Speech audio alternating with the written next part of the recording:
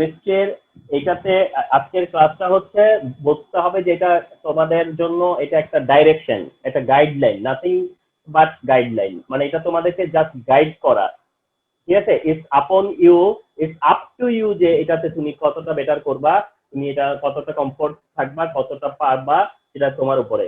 এটা আমাদের টিচাররা, আমরাও তো নর্মালি এটা এমনই একটা ক্লাসে দুইটা ক্লাসে করে দেই, সাজেশন বেস আলোচনা করি, অনেক কিছুই আমরা বলি না। কিন্তু এটা বোর্ড কোশ্চেন সলভ করলে অথবা এমনিতেই যদি বইটা পড়ো তাহলে এর ভিতর দিয়ে যা কিছু জানা হয় সেটা, সেক্ষেত্রে যদি আমি কিছুটা বলি এটা তোমাদের হয়তো হেল্প হবে, যে পড়ার সময় মনে হবে যে ছাত্র এই কথাটা বলেছিল, ছাত্র এটা পড়তে বলছিল, ছাত্র এটা দেখতে বলেছিল, সেই জায়গাটার জন্য আর কি ক্লাস করা। ওকে, সো প্লিজ অ্যাটেনশন দাও। এক এক করে আমরা যদি যাই, প্রথমত ফুড সিকিউরিটি। ফুড সিকিউরিটি এটা 1 মার্ক কোশ্চেন হতে পারে, 2 মার্কের কোশ্চেন হতে পারে, এমসিকিউ হতে পারে। কি হতে পারে? 1 মার্ক কোশ্চেন কি বলবে, what is food security. 2 mark question, what is the importance of chemistry for food security. What is the importance of chemistry for food security, 2 mark question. আর তোমার হচ্ছে গিয়া এমসিকিউ। এমসিকিউটা হচ্ছে ফুড সিকিউরিটিটা কি, ফুড সিকিউরিটির importance কি, সেটা পড়লে ওই যে এমসিকিউ যেটা আমি থিঙ্ক করে রাখছি সেই এমসিকিউটাও তোমাদের পক্ষে পারা possible. Okay, just keep this in your mind. সেটা হচ্ছে গিয়া food process, food excess and food use। অর্থাৎ ফুড সিকিউরিটির তোমার হচ্ছে যায়া ফুড প্রসেস না, ঠিক ফুড প্রসেস না, ফুড সিকিউরিটির যে পয়েন্ট তার একটা হচ্ছে যে ফুড অ্যাভেইলেবিলিটি। আচ্ছা, তার মানে ফুড সিকিউরিটি কি, এইটা এই তিনটা ওয়ার্ডে বোঝা যাবে। একটা হচ্ছে ফুড অ্যাভেইলেবিলিটি, অর্থাৎ ফুড সিকিউরিটির প্যারামিটার। ফুড সিকিউরিটির যে প্যারামিটার, সেই প্যারামিটারটা হচ্ছে তোমার ফুড সিকিউরিটির যে প্যারামিটার বা স্কেল, তার একটা হচ্ছে কি বা প্রিন্সিপাল, সেটা হচ্ছে ফুড অ্যাভেইলেবিলিটি, মানে ফুড কি হইতে হবে, অ্যাভেলেবল হওয়া লাগবে। সেকেন্ড হচ্ছে food access. Food access, food access মানে কি, ফুড অ্যাভেলেবল, ফুড অ্যাভেলেবল কিন্তু সবার জন্য অ্যাক্সেস নাই, সবাই কিনতে পারে না, এমনটা হওয়া যাবে না। ফুড অ্যাক্সেস থাকতে হবে, সবার অ্যাক্সেস থাকতে হবে। এন্ড লাস্ট অফ অল হলো ফুড ইউজ, অর্থাৎ তুমি ইচ্ছে মতো ফুড ইউজ কইরা অর্ধেক ফেলে দিলা, অর্ধেক ইউজ করলা, এটাও যেন না হয়। তো এটাও এগেইনস্ট হবে হচ্ছে ফুড সিকিউরিটির। তাহলে ফুড সিকিউরিটির জন্য এই তিনটা parameter, food availability, food access and food use, এই তিনটা পয়েন্টেই ফুড সিকিউরিটি। এন্ড যে এমসিকিউটা আসবে, সেই এমসিকিউতে বলবে যে ক্রাইটেরিয়া অফ ফুড সিকিউরিটি 1 2 3, যদি তিনটা পয়েন্ট থাকে অল আর কারেক্ট। এই হচ্ছে ফুড সিকিউরিটি, এই হচ্ছে food security, remember.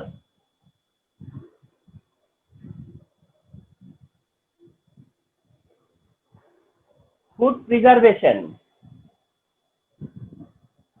Food preservation অর্থাৎ ফুড প্রিজার্ভ করতে হলে ফুড প্রিজার্ভেশনে যেতে হবে। তাহলে ফুড প্রিজার্ভেশনের জন্য তোমরা এরপরে পয়েন্টে যাচ্ছ হচ্ছে কি ফুড প্রিজার্ভেশনে। ফুড সিকিউরিটি পার হবা, দেন তোমাদের ফ্রন্টে আসবে হচ্ছে ফুড প্রিজার্ভেশন। মানে there are several methods of হচ্ছে food preservation, there are several method of food preservation. Food প্রিজার্ভেশনের জন্য এর মধ্যে খুব মেনশন করার মতো কয়েকটা মেথড, মানে ফুড প্রিজার্ভেশনের জন্য মেনশনেবল, একদম মেনশনেবল কয়েকটা মেথডের মধ্যে একটা হচ্ছে ফ্রিজিং, একটা আছে হচ্ছে পিকলিং, একটা আছে স্মোকিং। মানে এগুলো হচ্ছে গিয়ে মোটামুটি ধরো ফুড প্রিজার্ভেশনের জন্য মোটামুটি কমন টাইপের যেটা আর কি। হ্যাঁ, ফ্রিজিং, পিকলিং, স্মোকিং, এগুলো ফুড প্রিজার্ভেশন করে, ফ্রিজিং করে ফুড প্রিজার্ভ করে, পিকলিং করে ফুড প্রিজার্ভ করে। কিছু কিছু ফুড আছে যেগুলোকে স্মোকিং করে তোমার হচ্ছে যেমন বারবিকিউ তোমরা দেখো স্মোক করে, তো স্মোকিং করেও দেখা যাবে যে কিছু কিছু ফুড প্রিজার্ভ করা হয়। তো ফ্রিজিং, পিকলিং, স্মোকিং এরকম লট অফ মেথড আছে, আমি মেনশন করলাম 3টা ইম্পর্টেন্ট মেথড। এগুলো হচ্ছে ফুড প্রিজার্ভেশনের মেথড, ফুড প্রিজার্ভেশনের এগুলো হচ্ছে মেথড। নাম্বার 3 যাবা হচ্ছে ফুড অ্যাডিটিভ। ফুড অ্যাডিটিভ অর্থাৎ ফুডে এডিশনাল কি দাও তোমরা, ফুডের অ্যাডিটিভ, কথা বুঝতে পারছো? ফুড অ্যাডিটিভ যেটাকে বলা হয় ফুড অ্যাডিটিভ। তারপরে ফুড প্রিজার্ভেশনের পরেই যাবা হচ্ছে ফুড অ্যাডিটিভে। যেমন ফুড অ্যাডিটিভে গেলে দেখবা কালার আছে, ফ্লেভার আছে, এগুলো ফুড অ্যাডিটিভ। কালার, ফ্লেভার, আবার অনেক সময় আছে না সেন্ট দেয়, মানে বিভিন্ন রকম সেন্ট ইউজ করে, ঠিক না? এরকমটা আর কি। হ্যাঁ, তো সেটাও দিতে পারে ফুড অ্যাডিটিভে। তো এগুলো হচ্ছে ফুড অ্যাডিটিভ। ফুড অ্যাডিটিভ তার মানে ফুড সিকিউরিটি দেখবা, সামনে যাবা, ফুড প্রিজার্ভেশন দেখবা, পড়বা, পরে তারপরে যাচ্ছ ফুড অ্যাডিটিভে। ফুড অ্যাডিটিভে গেলা, যেটা সেটা হচ্ছে যে এরপরে হলো ফুড প্রিজারভেটিভ।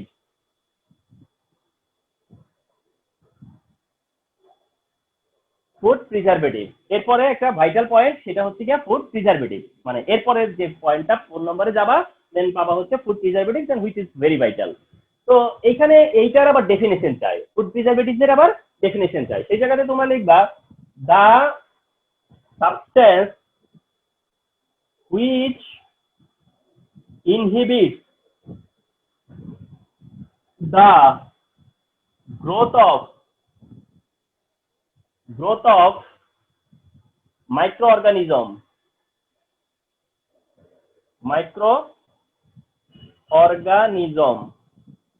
in food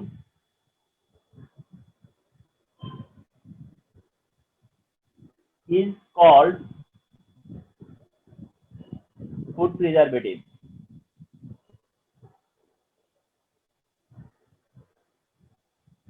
ওকে, তাহলে যদি ফুড প্রিজারভেটিভের ডেফিনেশন চাই, তাহলে এটা হচ্ছে ফুড প্রিজারভেটিভের ডেফিনেশনে মেনশন করে দিয়ে আসবা, the substance which inhibits the growth of microorganism in food is called food preservative.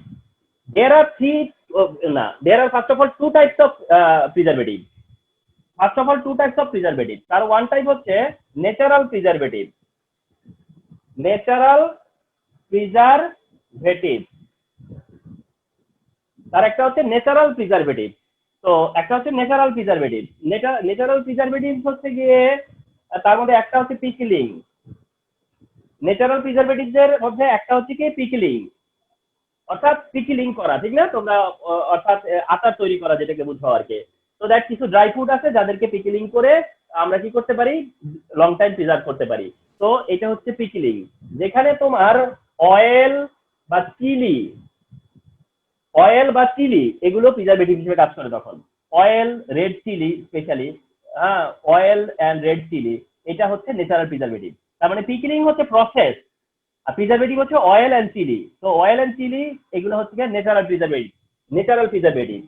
একটা প্রসেস আছে কিউরিং, একটা প্রসেস আছে হচ্ছে কিউরিং, একটা প্রসেস পিকলিং, একটা প্রসেস আছে কিউরিং। তো কিউরিংটা থেকেও কিউরিংও তোমার হচ্ছে যা করে হচ্ছে ন্যাচারাল প্রিজারভেটিভ দিয়ে।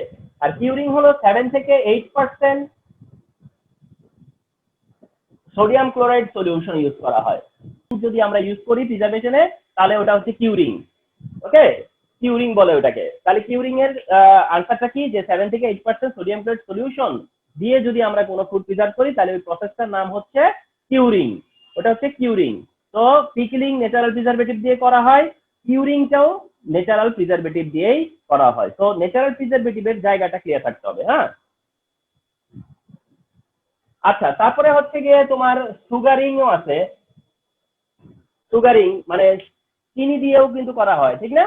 চিনি দিয়েও তোমার কি করা হয়, প্রিজারভেটিভ করা হয়, প্রিজারভেশন করা হয় চিনি দিয়ে, সুগার দিয়ে। সুগার দিয়ে যে প্রিজারভেশন করা হয়, সুগারও কিন্তু প্রিজারভেটিভ হিসেবে কাজ করে। সুগারটাও কি করে, প্রিজারভেটিভ কাজ করে। এন্ড সুগার কি করে জানো? সুগার সুগার কিভাবে কাজ করে? Sugar the growth of bacteria bacteria by osmosis process. তাহলে sugar inhibit the growth of bacteria, মানে অর্থাৎ সুগার কি করে, ব্যাকটেরিয়ার গ্রোথটাকে প্রিভেন্ট করে, ব্যাকটেরিয়ার গ্রোথকে, কিন্তু সেই প্রসেসটার নাম হচ্ছে অসমোসিস প্রসেস। ওই প্রসেসটা হচ্ছে অসমোসিস প্রসেস। প্রসেসটা কিরকম হয় বুঝিয়ে বলি। সুগার কি করে, সুগার যেটা করে যে যখন সুগার ফুডের সাথে মিক্স করা হয়, সুগার ফুডে মিক্স করা হয়, তাহলে ফুড থেকে তখন ওয়াটারটা বের হয়ে আসে, ফুডের ওয়াটারটা তখন কি হয়ে আসে, বের হয়ে আসে, এটাই অসমোসিস প্রসেস। তাহলে সুগার দিয়ে যখন আমরা ফুডের সাথে সুগার মিক্স করি, আমরা কেক মানে কেক থেকে পেস্ট্রি থেকে শুরু করে যাই বলো না কেন, না আমরা যদি সুগার মিক্স করি ফুডের সাথে, তাহলে ফুডের যে ওয়াটার, সেল থেকে যে ওয়াটার, সে বিভিন্ন ওয়াটার পার্টটা, সেই পার্টটা বের হয়ে আসে। কিন্তু বের হয়ে আসে আবার কি হয়, বের হয়ে আসে এটা সুগারের সাথে মিক্স হয়ে একটা লেয়ার তৈরি করে, লেয়ার ওভার ফুড। ফুডের উপরে আবার কি করে, একটা লেয়ার তৈরি করে ফেলে। যখন এটা ফুডের উপরে একটা লেয়ার তৈরি করে ফেলে, তখনই ফুডটা কি হয়, প্রোটেকশন দেওয়া হয়, মানে ফুডটা তখনই প্রোটেক্টিভ হয়। এইভাবেই সুগার কাজ করে। তো সুগার কিভাবে কাজ করে সেটার মেকানিজম, মানে সামটাইম ওটাও জিজ্ঞাসা করে, কথা বুঝতে পারছো? তো সুগারিং বলে। এই হচ্ছে ন্যাচারাল প্রিজারভেটিভ, পিকলিং, কিউরিং, সুগারিং, এগুলো হচ্ছে সব ন্যাচারাল প্রিজারভেটিভ। এন্ড এক একটা ফুডের উপর লেয়ারটা কি স্যার ওয়াটারের, ওই লেয়ারটা প্রডিউস হয়? না না না না, সুগার আর ওয়াটারের মিক্স হয়ে একটা গ্লু মতো তৈরি হয়, সুগার আর ওয়াটার মিক্স হয়ে একটা গ্লু তৈরি করে, ওই গ্লুটা তখন লেয়ার তৈরি করে, ঠিক আছে? আঠার মতো হয়ে যায় না, ওটাই তখন লেয়ারটা জি তৈরি স্যার, করে, বুঝছি। ঠিক আছে? যেমনটা মিষ্টির উপরেও তোমরা দেখো, সুইটের উপরে। তো যাই হোক, তো এগুলো ন্যাচারাল প্রিজারভেটিভ পার্ট, এগুলো কিন্তু এভরিথিং ইজ ইম্পর্টেন্ট। পিকলিং কি, কিউরিং কি, সুগার কিভাবে প্রিজারভেটিভ কাজ করে, ইভেন সবই ইম্পর্টেন্ট আমি যা বলতেছি আজকে টুডে। কিন্তু সুবিধা হলো যে আমার মুখ থেকে শুনছো এন্ড এই ক্লাসে তোমরা প্রেজেন্ট, এইটাই তোমাদের দেখবা যে অনেক হেল্প হবে। তাহলে ফুড প্রিজারভেটিভের ন্যাচারাল পার্টটা গেল। আর আমি তো এই ক্লাসটা আমার মতো করে আমি 1 ঘন্টা 1.5 ঘন্টা শেষ করব, তোমরা আবার কি করবা, এই ভিডিওটা যখন হ্যান্ডে পাবা তখন আবার তোমরা কি করবা, এইটা দেখবা আর নোট করবা। আর লেয়ার ওভার ফুডটা বুঝি নাই। মানে যখন ফুডের ভিতর থেকে পানি বেরিয়ে আসে, তুমি তো দিচ্ছ সুগার, সুগার আর পানি মিক্স হয়ে একটা আঠা তৈরি করে, গ্লু, গ্লু তৈরি হয়ে সেটা ফুডের উপরে জমা হয়, ওটাই হচ্ছে লেয়ার। ফুড প্রিজারভেটিভের মধ্যে সেকেন্ড টাইপটা হচ্ছে গিয়ে আর্টিফিশিয়াল প্রিজারভেটিভ।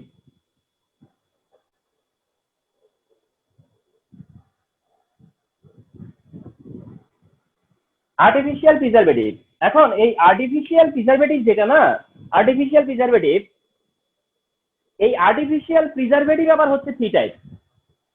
আর্টিফিশিয়াল যে প্রিজারভেটিভ সেটার আবার কয় টাইপ, 3 টাইপ। এ অ্যান্টি মাইক্রোবিয়াল,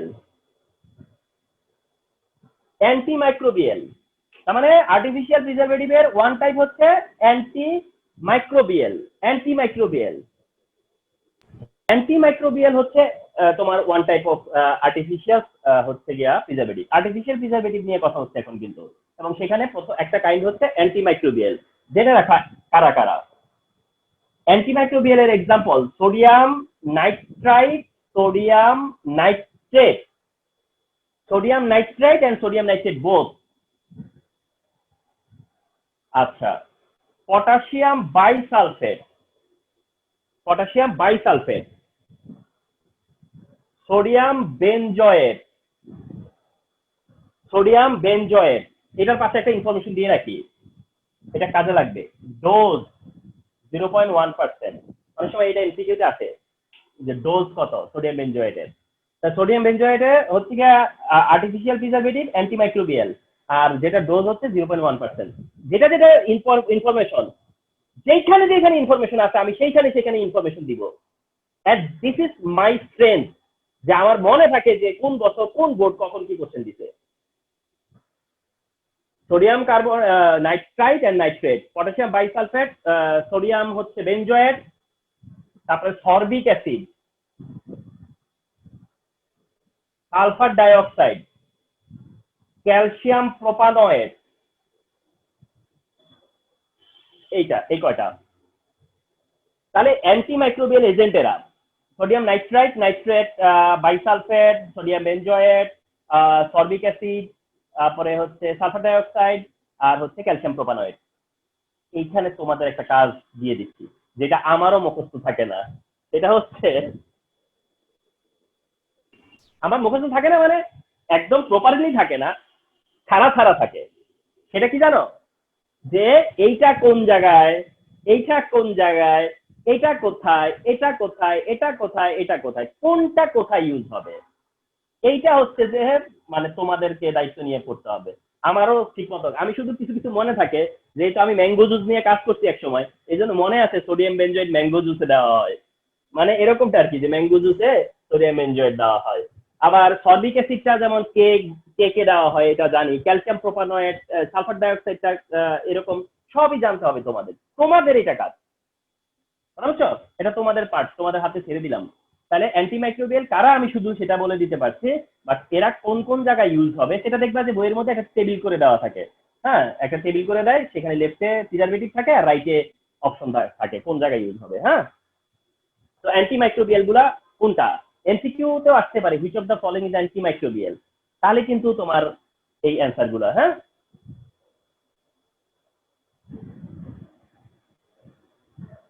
আচ্ছা, অ্যান্টিমাইক্রোবিয়াল এর পরে হচ্ছে বি টাইপ, যেটা অ্যান্টিমাইক্রোবিয়াল এর পরে হচ্ছে অ্যান্টিঅক্সিডেন্ট।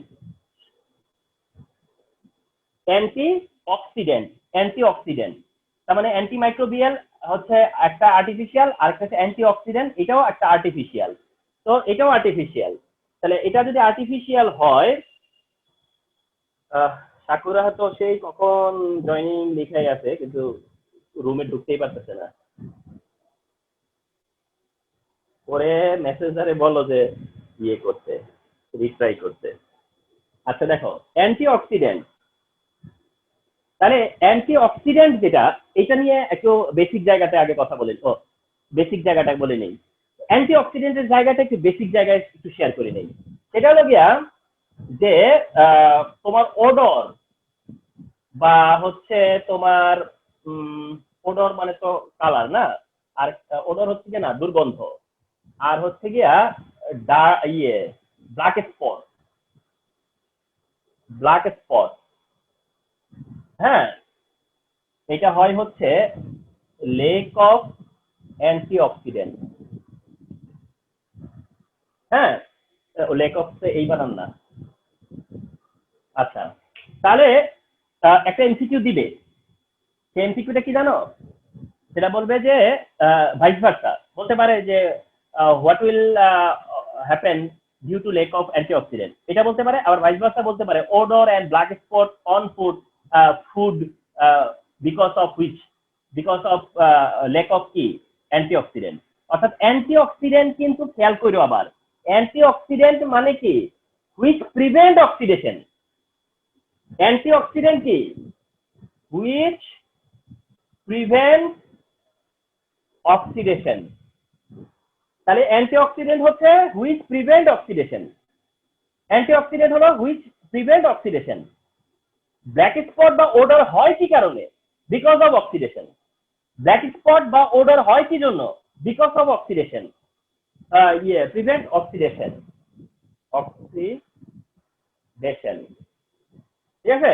তাহলে ব্ল্যাক স্পট বা ওডর হয় বিকজ অফ অক্সিডেশন। আর অ্যান্টিঅক্সিডেন্ট কি করে? তাহলে অ্যান্টিঅক্সিডেন্ট হলো প্রিভেন্ট দ্য অক্সিডেশন, তাহলে কোথাও যদি অ্যান্টিঅক্সিডেন্ট প্রেজেন্ট না থাকে, তাহলে সেটা কি হলো, লেক অফ অ্যান্টিঅক্সিডেন্ট। আর যদি লেক অফ অ্যান্টিঅক্সিডেন্ট হয়, তাহলে তো অক্সিডেশন হবেই, আর অক্সিডেশন যদি হয় তাহলে তো ওডরও হবে, ব্ল্যাক স্পটও হবে। তো এটা একটু মাথায় রেখো। এবার আসো যে অ্যান্টিঅক্সিডেন্টের এক্সাম্পল হচ্ছে, আমরা তিনটা এক্সাম্পল দিচ্ছি, একটা হচ্ছে বিএইচসি, একটা হচ্ছে বিএইচএ, আরেকটা হচ্ছে টিবিএইচকিউ। তাহলে এই তিনটা নাম মনে রাখবা, বিএইচসি, বিএইচএ, টিবিএইচকিউ। অর্থাৎ যদি বলে যে বিএইচসি কি, বিএইচসি কি, তুমি বলবা অ্যান্টিঅক্সিডেন্ট। আমি যদি বলি যে অ্যান্টিঅক্সিডেন্ট নিচের কোনটা, তাহলে তুমি হয়তো বলবা যে বিএইচসি অথবা বিএইচএ অথবা টিবিএইচকিউ। আবার আসো, আরো একটা জিনিস জানা দরকার পড়বে, সেটা হচ্ছে এইটার মানে কি। এটার মানে হলো বিউটাইলেটেড হাইড্রক্সি টলোইন, আর এটার নাম হচ্ছে বিউটাইলেটেড হাইড্রক্সি অ্যানিসল, আর এটার নাম হলো টারশিয়ারি বিউটাইল হাইড্রোকুইনোন,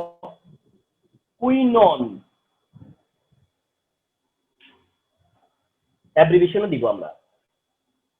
তাহলে বিএইচটি কি? Butylated hydroxy toluene, BHA butylated hydroxy anisole, TBHQ tertiary butyl hydroquinone, এটা হচ্ছে টিবিএইচকিউ। তাহলে এই হচ্ছে যে টোটাল অ্যান্টিঅক্সিডেন্ট, এরা হচ্ছে অ্যান্টিঅক্সিডেন্ট, রিমেম্বার এরা হচ্ছে অ্যান্টিঅক্সিডেন্ট।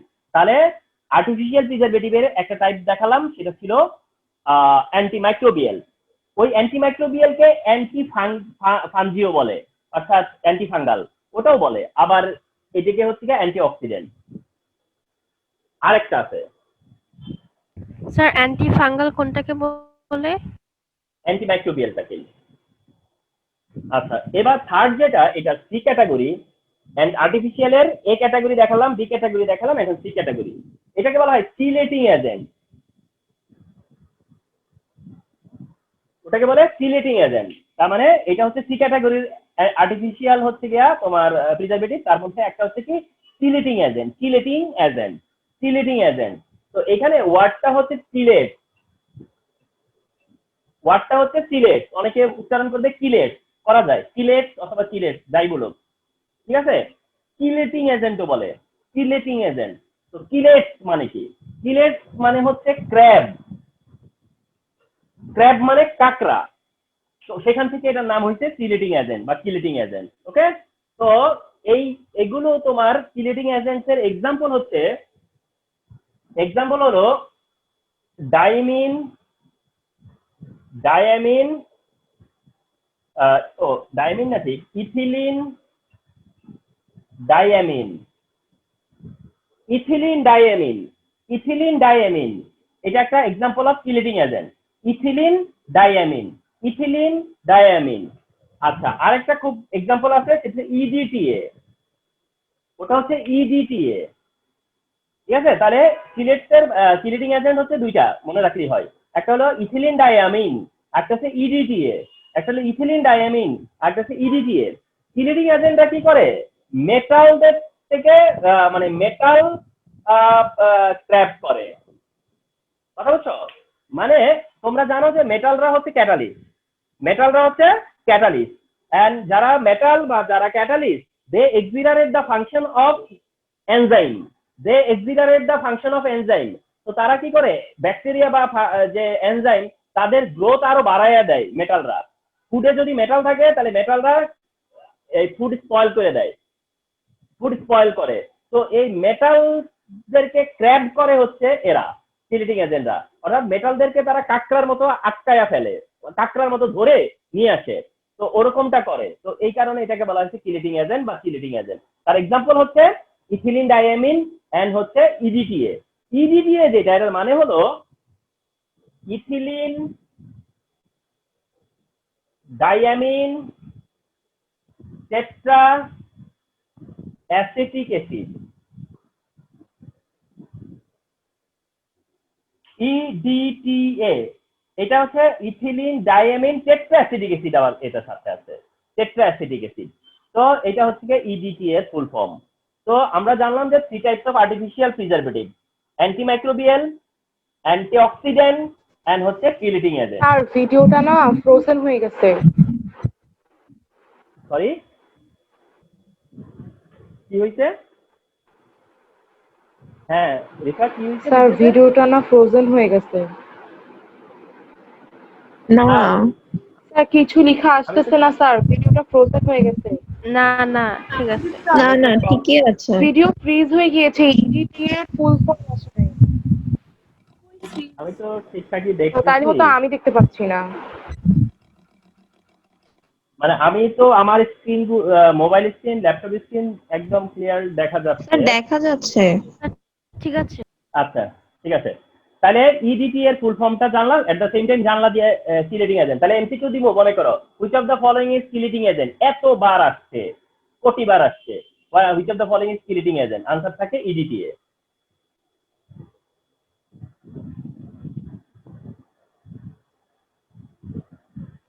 এবং ওই আগের পার্টে দেখছো না সালফার ডাইঅক্সাইড যে প্রিজারভেটিভ, সালফার ডাইঅক্সাইড একবার একটা এমসিকিউ আসছিল যে which of the following is preservative, answer হচ্ছে সালফার ডাইঅক্সাইড। কারণ সেখানে সালফার ডাইঅক্সাইডের সাথে সাথে nitrogen dioxide, carbon monoxide, nitric oxide এরকম দেওয়া ছিল, কিন্তু বা অ্যালুমিনিয়াম অন্যান্য অক্সাইড দেওয়া ছিল, কিন্তু এর ভিতর দিকে সালফার ডাইঅক্সাইড হচ্ছে গিয়া প্রিজারভেটিভ। তাহলে এগুলো হচ্ছে ফুড প্রিজারভেটিভ। স্যার আমরা যে একটু আগে বললাম না যে মেটালটা হচ্ছে ওই মাইক্রোবস গুলাকে ধরে ফেলে ফুডের মধ্যে, ওই জার্ম গুলাকে, স্যার ওগুলা ধরে মানে ওটা ডিসপোজ কেমনে করে, বাইট কেমনে করে দেয়? ও না, ওগুলো হচ্ছে যে যারা তোমার হলো প্রিজারভেটিভ হিসেবে কাজ করে, হ্যাঁ, তারা প্রিজারভেটিভ হিসেবে কাজ করে তারপরে ইন্টেকাল করে, ইন্টেকাল করে আর ফুডের ক্ষতি করে না, কথা বুঝছো? জি স্যার বুঝছি। আচ্ছা, যেমন তোমরা ইস্টের ব্যাপারে জানো, ইস্ট কিন্তু লিভিং টাইম, কিন্তু দেখো ইস্ট কিন্তু যখন সে ইয়ে করে তোমার তার কাজ ডিউটি করে, ডিউটির পরে কিন্তু নিজে মারা যায়, নিজে কোরবানি দেয় নিজেকে, ঠিক না? আচ্ছা, তাহলে এইবার এরপরে আসবে যে টপিকটা, সেটা হচ্ছে যে আমরা যে তোমাদেরকে শেয়ার করলাম তখন যে ফুড প্রিজারভেশন, যেটা ফুড প্রিজারভেশনের সময় আমি তখন কি মেনশন করেছিলাম তোমরা কি মনে করে দেখো, বলেছিলাম স্মোকিং, বলেছিলাম অয়েলিং বা পিকলিং, বা বলেছিলাম হচ্ছে যে ফ্রিজিং, তাই না? এই ওখানে একটা ভাইটাল পয়েন্ট আমি বলিনি, এটা এখন বলবো, ওটা হচ্ছে ক্যানিং। ওটা হচ্ছে কি ক্যানিং, ওকে, ক্যানিং। এতক্ষণ পর্যন্ত একটাও সিকিউ ওরিয়েন্টেড কিছুই আলোচনায় হয় নাই। বাই দিস টাইম যা যা বলছি সব এমসিকিউ ওরিয়েন্টেড ছিল, অথবা হার্ড একটা হয়তো বা সর্বোচ্চ হচ্ছে ছোট্ট একটা ইয়ে দিতে পারে, একটা নলেজ বেস দিতে পারে। কিন্তু এখন যেটা আসছি সেটা হলো সিকিউ ওরিয়েন্টেড। এখন যেটা আসছি ওটা হচ্ছে সিকিউ ওরিয়েন্টেড ক্যানিং, অর্থাৎ তোমাকে একটা না একটা ক্যানিং এক্সপ্লেন করতে হবে। তোমরা 2-3টা ক্যানিং শিখে রাখবা, একটা না একটা পরীক্ষা আসে। আচ্ছা, তো ক্যানিং এর জায়গায় আসো। ক্যানিং এর জন্য আমার যে গাইডলাইনটা সেটা ফলো করো, তাইলেই হবে। হ্যাঁ, ক্যানিং এর জন্য তোমরা এই স্টেপ গুলো মনে রাখবা, আমি যা বলে যাব সেগুলো।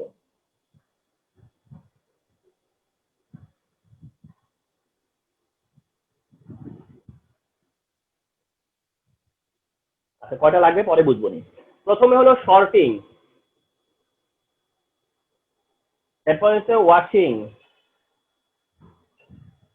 এরপর হচ্ছে কাটিং,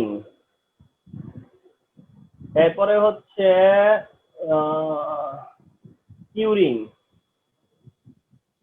এরপরে হচ্ছে কিউরিং এর পরে হলো এক্সজস্টিং,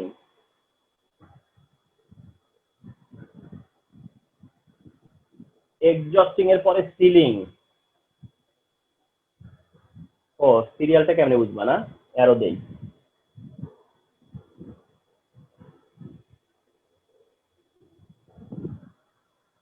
আচ্ছা, সিলিং এর পরে হলো সিলিং না, সিলিং এর পরে হলো রিটর্টিং, রিটর্টিং এর পরে হচ্ছে গিয়া কুলিং, কুলিং এর পরে হচ্ছে লেভেলিং, লেভেলিং এর পরে হচ্ছে তোমার লেভেলিং এর পরে হচ্ছে তোমার হলো স্টোরেজ, স্টোরেজের পরে হলো গিয়া মার্কেট। আচ্ছা, এই হচ্ছে পুরো প্রসেসটা, এই হলো পুরো প্রসেসটা। তার মানে তুমি প্রথমে মনে করো ম্যাঙ্গো দিয়ে চিন্তা করো, ম্যাঙ্গো, ম্যাঙ্গো দিয়ে চিন্তা করো, ঠিক আছে? তাহলে শুরু করলা, ম্যাঙ্গো তোমাকে দিলাম, কি করবা? শর্টিং করবা। ও একটা জায়গা মিসিং করছি আমি, একটা জায়গা মিসিং হয়েছে, মিসিংটা কোথায় জানো? আচ্ছা আসতেছি। প্রথমে শর্টিং করলাম, শর্টিং করলাম, অর্থাৎ পাকা আম, কাঁচা আম, পচা আম, ভালো আম, এই শর্টিং করলা, ঠিক তো? শর্টিং করলা, শর্টিং এর পরে করবা ওয়াশিং করতে হবে। ওয়াশিং, ওয়াশিং এর পরে তুমি কাটবা, কাটিং, কাটার পরে এটার সাথে লবণ মিশাবা। ওই যে কিউরিং তো বললাম না, কি ছিল কিউরিং, সল্টিং, ঠিক না? কিউরিং করলা, কিউরিং করার পরে, ও হ্যাঁ, কিউরিং করার পরে একটা স্টেপ মিস হয়ে গেছে এখানে। কিউরিং এর পরে একটা স্টেপ আছে, হ্যাঁ, কিউরিং থেকে এই স্টেপে না, কিউরিং এর পরে একটা স্টেপ আছে। কোথায় দিব? এখানে দিই পাশে, হ্যাঁ। এটা হলো ব্লাঞ্চিং। কিউরিং এর পরে হচ্ছে ব্লাঞ্চিং, কথা বুঝছো? কিউরিং থেকে ব্লাঞ্চিং করা লাগবে। কিউরিং থেকে ব্লাঞ্চিং করে আমরা আসবো হচ্ছে গিয়া এক্সজস্টিং এ। তাহলে কিউরিং করলাম মানে সল্টিং, সল্টিং হয়ে গেল, সল্ট মিশা টিশা দিলা। আচ্ছা, দেওয়ার পরে ব্লাঞ্চিং করতে হয়। তো ব্লাঞ্চিং বলতে বুঝায় কি জানো? এটাকে ব্লাঞ্চিং মানে সোজা কথায় খাঁটি বাংলায় বলে সিদ্ধ করা, ঠিক আছে? তো সিম্পলি কি করা হয়, ব্লাঞ্চিং করা হয়। তো ব্লাঞ্চিং মানে কি, বয়েল ওয়াটার দিয়ে এটাকে কি করা, সিদ্ধ টাইপের করা আর কি, এটাকে বলা হয় ব্লাঞ্চিং। এখন একটা এমসিকিউ আবার এই মাঝখানে একবার বোর্ডে আসছিল, একটা বোর্ডে একেবারে এমসিকিউ আসছে কি এরকম বলছে যে for ripen fruit, for ripen fruit which will not applicable, অর্থাৎ পাকা আম হইলে কোনটা করা যাবে না, সেটা হলো ব্লাঞ্চিং। পাকা আম হলে আবার ব্লাঞ্চিং করবে না, কিউরিং এর পরে ডাইরেক্ট এক্সজস্টিং। পাকা আম যদি পাকা হয় তাহলে কিউরিং হবে ঠিকই, কিন্তু ব্লাঞ্চিং হবে না, চলে যাবে এক্সজস্টিং এ। তাহলে ভালোই হলো, কিউরিং এর পরেই এক্সজস্টিং, মাঝখানে ব্লাঞ্চিং, মানে ব্লাঞ্চিং হচ্ছে ডিপেন্ড করে। আচ্ছা, এরপরে এক্সজস্টিং, এক্সজস্টিং, ঠিক আছে? তো এক্সজস্টিং মানে কি, মানে যখন ব্লাঞ্চিং হয়ে গেছে তখন এক্সজস্টিং করে, অর্থাৎ যে ক্যানের মধ্যে যে কৌটার মধ্যে বা যে ক্যানের মধ্যে তুমি প্যাকেটিংটা করবা সেটার মধ্যে এটাকে নিয়ে এক্সজস্টিং করে। এক্সজস্টিং কিভাবে করে? এক্সজস্টিং হলো স্টিম পাস করে। স্টিম মানে বয়েল ওয়াটার, বয়েল স্টিম আর কি, শোনা কথা বুঝলে, বাষ্প, ব্যাপার। তো স্টিম পাস করে, স্টিম পাস করে, তো ওটাকে বলা হয় এক্সজস্টিং, ওটাকে বলা হয় এক্সজস্টিং। এরপরে সিলিং, সিল মাইরা দেয় তারপরে, অর্থাৎ মুখ বন্ধ করে দেওয়া হয়। ক্যানের কি করা হয়, মুখ বন্ধ করে দেওয়া হয়, যেটা বলে সিলিং। আচ্ছা, সিলিং এর পরে হলো রিটোটিং করে, অর্থাৎ সিলিং যখন হয়ে গেল না তখন কি করা হয়, রিটোটিং করা হয়। এই রিটোটিং এ কিছু ইনফরমেশন আছে, এই রিটোটিং এ কিছু ইনফরমেশন আছে, রিটোটিং। তো রিটোটিং এর ইনফরমেশন হলো যে এখানে এমসিকিউ আসবে, এমসিকিউ আসবে, সেটা হলো যেগুলো লো অ্যাসিডিক, মানে যেই ফুডগুলা লো অ্যাসিডিক তাদের রিটোটিং টেম্পারেচার হলো 121°C, আর যেগুলো হাই অ্যাসিডিক সেগুলো রিটোটিং টেম্পারেচার হলো 100°C। তাহলে রিটোটিং টেম্পারেচার দুই রকম, একটা হলো 100°C আর একটা হলো 121°C। যদি কিনা লো অ্যাসিডিক হয়, মানে যেই ফুড সেই ফুডটা লো অ্যাসিডিক, তাহলে সেটার রিটোটিং টেম্পারেচার হলো 121°C। আর যদি ওটা হাই অ্যাসিডিক হয় তাহলে সেটা হলো 100°C। এখানে একটা এক্সপ্লেনেশন আছে, এখানে একটা এক্সপ্লেনেশন আছে, জানতে চাইবো কেন বলো তো? তো সেটার কারণটা বলি, যেগুলো হাই অ্যাসিডিক, যেগুলো হাই অ্যাসিডিক তাদের নিজেদের মধ্যে কিছুটা প্রিজার্ভেশন পাওয়ার আছে। যেগুলো হাই অ্যাসিডিক সেখানে অ্যাসিড বেশি থাকাতে এখানে কিছুটা অটো প্রিজার্ভেশন হয়ে যায়, যার কারণে টেম্পারেচার বেশি দিতে হয় না। কিন্তু যেগুলো লো অ্যাসিডিক তাদের নিজেদের ক্ষমতা কম প্রিজার্ভেশনের, এই কারণে তাদের টেম্পারেচারটা বেশি। এই হচ্ছে ব্যাপার আর কি, ঠিক আছে? তো এটা হচ্ছে রিটোটিং পার্ট। রিটোটিং যখন হয়ে যাবে তারপরে চলে যাবে কুলিং এ। কারণ কি, তখন তো ফ্যানটা অনেক গরম হয়ে আছে, অনেক হাই টেম্পারেচারে অনেকক্ষণ রেখে দিচ্ছ, তো তো তার কারণে পরে এটাকে কি করতে হয়, কুলিং করতে হয়। কুলিং হয়ে যাওয়ার পরে তারপরে উপরে লেবেল লাগানো হয়, কারণ ক্যান তো একদম ফ্রেশ থাকে, ওটার উপরে যে ব্র্যান্ডের হবে সেই ব্র্যান্ডেরই কি লাগানো হবে, লেবেল লাগানো হবে। লেবেলিং এর পরে কি করবো, এটারে গোডাউনে নিয়ে যাবে, স্টোর করবে, স্টোর থেকে এটা কই যাবে, ট্রাকে করে একদম সোজা মার্কেটে। এই হচ্ছে টোটাল প্রসেসটা, কথা বুঝতে পারছো? এটাই হচ্ছে ক্যানিং, এটা হচ্ছে ক্যানিং, রিমেম্বার, হ্যাঁ? তো এই যে এটা তো ওভারঅল আমি বলে দিলাম, এবার তোমরা কি করবা, সিম্পলি যেটাই দিক তোমরা এই পয়েন্ট গুলো বলে দিবা।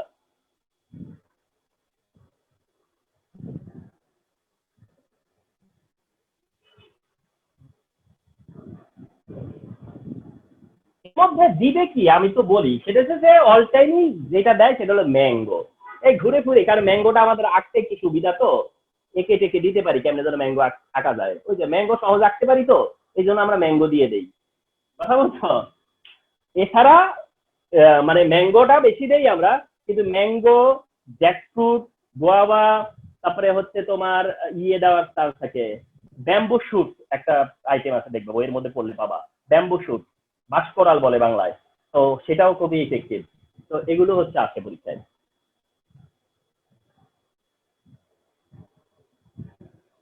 আচ্ছা, ক্যানিং পার হয়ে গেল। এবার ছোট ছোট কিছু জিনিস তোমাদের মনে রাখতে হবে, সেটা হলো ফুড লেকার। জিজ্ঞাসা করবো 1 মার্ক দিয়ে, 1 মার্কে জিজ্ঞাসা করবো ফুড লেকার কি, ফুড লেকার কি, ঠিক আছে? তো ফুড লেকারের মানে কি এটা জানতে চাইবো আমরা। হ্যাঁ, ফুড লেকার। তো এখন এই ফুড লেকারটা হচ্ছে এরকম যে তোমার ফুড লেকারের যেটা, সেটা হলো এরকম যে তোমার, আমি একটু আইডিয়াটা দিচ্ছি জিনিসটা কি। সেটা হচ্ছে যে আমরা কি করি, অনেক বিভিন্ন রকম ফুড যখন তৈরি করি, তখন এর উপরে কি করি, একটা লেয়ার দেই। আমরাই একটা লেয়ার দেই, একটা অয়েলের লেয়ার দেই, অথবা সুগারের লেয়ার দেই, বা কোনো একটা লেয়ার দেই, বাটারের লেয়ার দেই। কোনো ফুডের উপরে ফুডটাকে ডেকোরেটিভ করার জন্য, কোনো ফুডকে এটা দুইটা কাজই করবে, ডেকোরেশনও করবে, প্রিজার্ভও করবে। তো আমরা কোনো ফুডকে উপর থেকে গ্লেজি করার জন্য, সহজ কথা গ্লেজি, একটা ফুডকে গ্লেজি করবার জন্য আমরা যে গ্লেজিং সাবস্টেন্স ইউজ করি, যে গ্লেজিং সাবস্টেন্স ইউজ করি, ঠিক আছে, এই প্রসেসটা এটাকে বলা হয় ফুড লেকার। যেমন অয়েল হচ্ছে ফুড লেকার, অয়েল এটাও একটা ফুড লেকার, ঠিক আছে, অয়েলও ফুড লেকার। তারপরে তোমার হচ্ছে সুগার, যেটা এটাও ফুড লেকার। অর্থাৎ আমি দেখবো যে আমি কোন পারপাসে ইউজ করলাম। যদি কোনো ফুডের গ্লেজিং এর জন্য আমরা এটা ইউজ করি, শাইনিং এর জন্য ইউজ করি, বা ফুডের যে তোমার হচ্ছে ডেকোরেশনের জন্য ইউজ করি, তাহলে ওটাকে বলা হয় ফুড লেকার। ওটাকে বলে ফুড লেকার, রিমেম্বার। হ্যাঁ,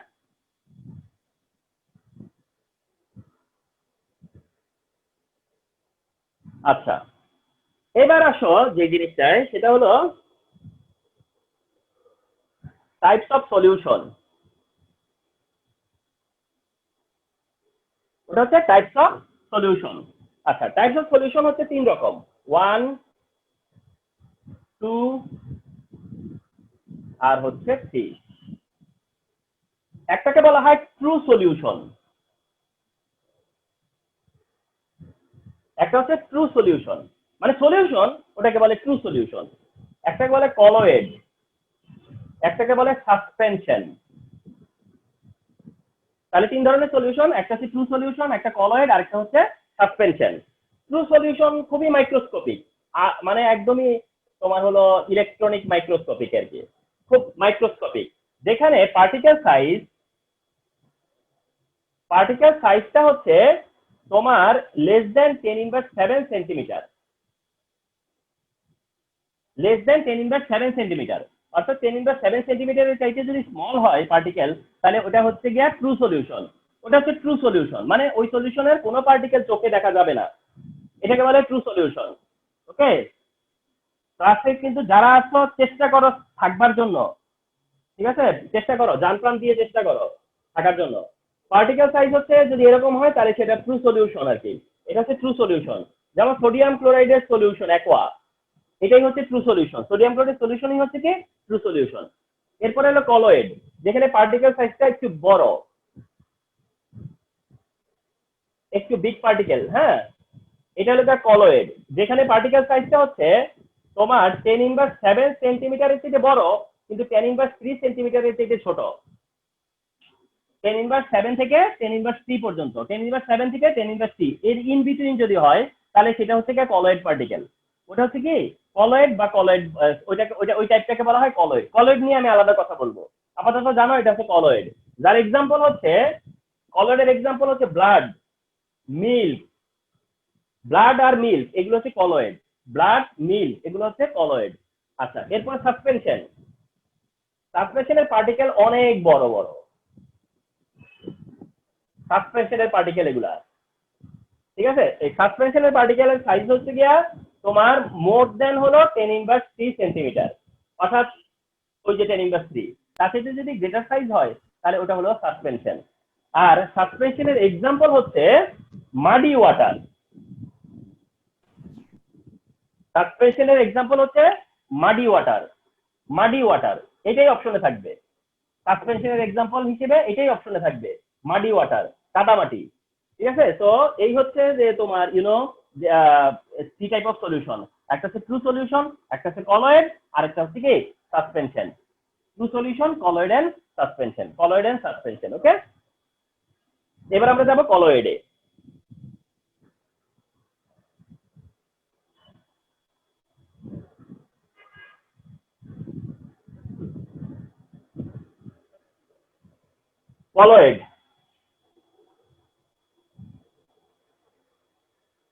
কলয়েড হচ্ছে এরকম যে colloid is such type of mixture বা solution where a dispersed substance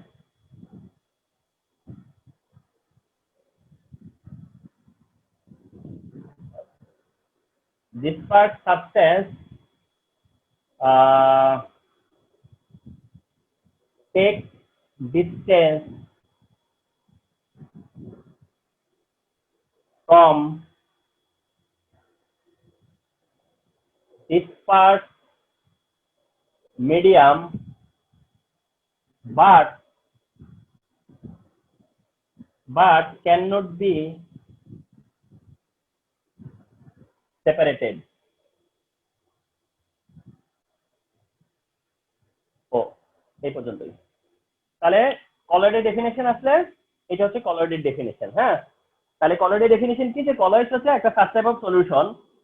colloid একটা sub type of solution where a dispersed substance মানে কি, ছড়িয়ে আছে এমন একটা। Dispersed substance take distance from dispersed medium, অর্থাৎ ডিসপার্সড মিডিয়াম থেকে সে দূরে আছে, মানে ডিসটেন্স বজায় রাখে, distance medium, but can not be separated, কিন্তু আলাদাও করা যাবে না, আবার সেটাকে আলাদাও করা যাবে না।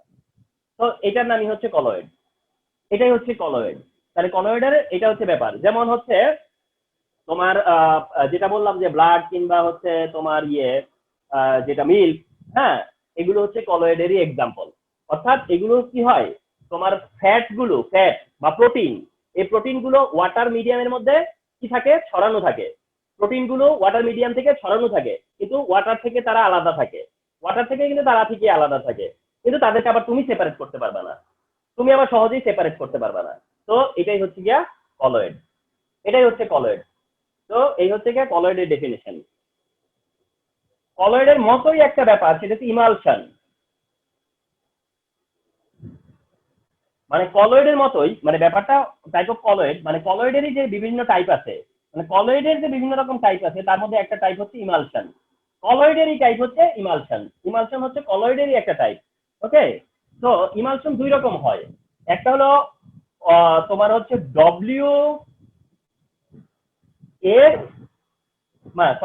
WO or OW, মানে দুই ধরনের ইমালশন হয়। একটা হচ্ছে WO আর একটা OW।